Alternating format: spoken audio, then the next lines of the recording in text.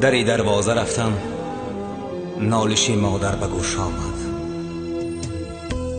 جگرها ریش ریش گشت و خون از دیده آمد. اشک چشمان من ریخت، بر دلم زنجیر شد. کاسه زهر خوردن این بهار بر ما تقدیر شد.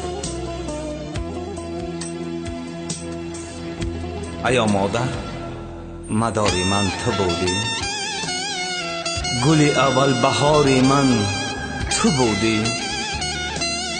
نخستین سرچشمه شعر سرودم، به این هم داستان من تو بودی. بود بدبخت هر کی آزارد پدر، یا که با مادر سخن گوید بخر.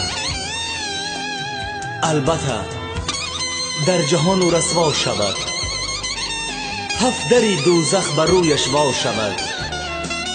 روسیای هر دو عالم شد یقین، هر کی با مادر پدر ورزید و کین.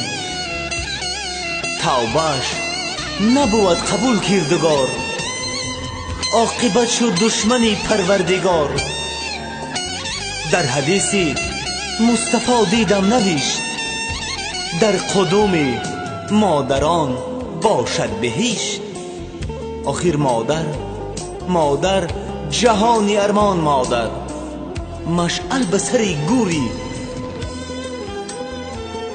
آخر مادر جهانی ارمان مادر، مشعل به سر گوری شهیدان مادر.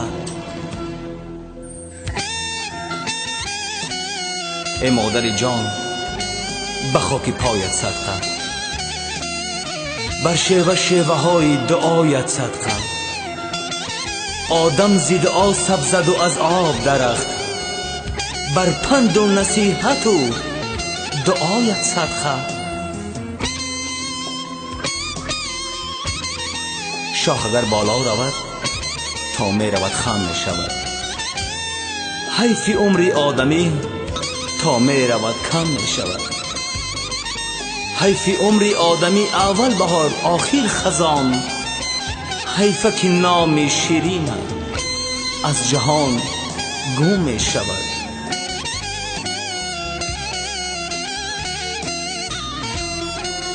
در لبانت مادری جان خنده صبح بهار، رفتی از خانه آن بیگاه خوشحال. گفتی میرم که این شب نآیم، پناهت بر خدا نور محمدی جان. بعد مرگت مادر بود عید رمضان، شادی می کردن جمع مومنان. لیک ماتم داختیان در خانمان، از برای مادری پر ارمان.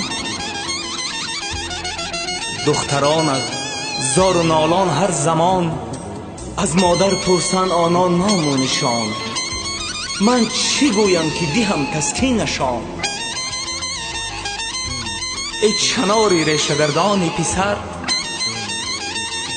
مادرم جان مادرم.